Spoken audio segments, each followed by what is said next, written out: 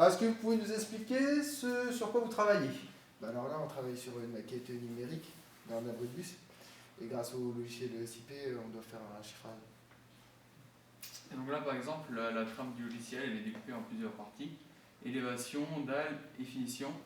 Et là, par exemple, pour les poteaux, grâce à la maquette numérique, on a pu chiffrer les poteaux, le prix, mètre cube, mètre carré, tout ça. Et elle nous donne un prix en débourse sec au final. Ok, merci. Là, d'abord, on travaille sur la construction d'une crèche et avec le logiciel Gantt Project qui permet de planifier un chantier avec les différents lots qui participent au chantier, qui nous a été donné par ce document et les différentes tâches qui vont être dessus. Et par ça, on remet tout ça sur Gantt Project avec les durées, les dates et les fins de ce qui nous a été donné. Et le détail va être présenté par Nico. Là. Alors du coup, là on est sur un planning tout corps d'état. Donc il y a tous les lots qui sont répertoriés ici en intitulé. Du coup, en dessous, on retrouve ainsi leurs tâches. Chaque lot correspond à une couleur qui est prédéfinie pour se retrouver dans le plan et pour que ce soit plus lisible. Et c'est-à-dire que là, par exemple, du coup, quand il y a une tâche, on essaie de les joindre entre elles.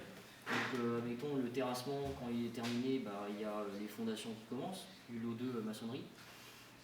Et là, ici, on peut voir les vacances du mois d'août et les vacances du mois de janvier.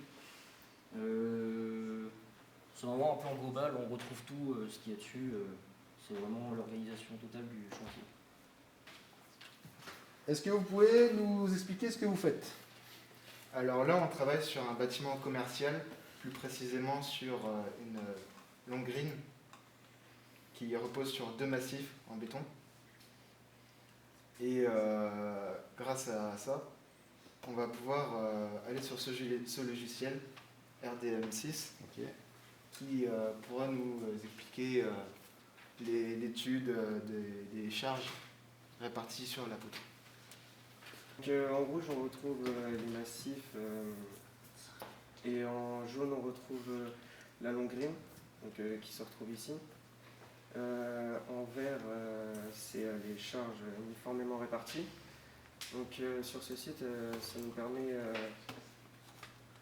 de calculer l'effort tranchant en newton, aussi le moment fléchissant en newton-mètre. Et ici, on peut retrouver tous les calculs au niveau des poutres et tout ça. Donc là, on travaille sur un projet qui est sur BIM Vision. Donc BIM Vision, c'est un logiciel informatique en 3D pour visualiser des maquettes. Donc on travaille sur une salle des fêtes. On va étudier la toiture. Donc là, il y a plusieurs niveaux. La toiture, le rez-de-chaussée, le premier étage. Donc on va étudier la toiture. La toiture, elle est en charpente bois. Donc pour cela, on va essayer de supprimer tout ce qui ne nous intéresse pas. Donc là, on a tout supprimé, on va sélectionner la charpente. Donc là, on voit que la charpente du coup est en bois. On va étudier ce qui nous intéresse. À l'aide de la fonctionnalité dimension, on peut prendre un volume, surface, longueur, etc. Donc ce qui nous intéresse, c'est le volume.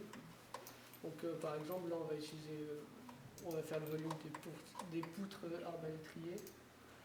Donc on va les additionner, enfin faire une sélection multiple ici. Donc on peut voir que ça fait 6183 mètres cubes. Donc c'est ce qu'on a sur le corrigé, juste à côté de ce qui est souligné en bleu. Ici on travaille sur Revit, donc c'est un logiciel qui sert à faire des maquettes numériques.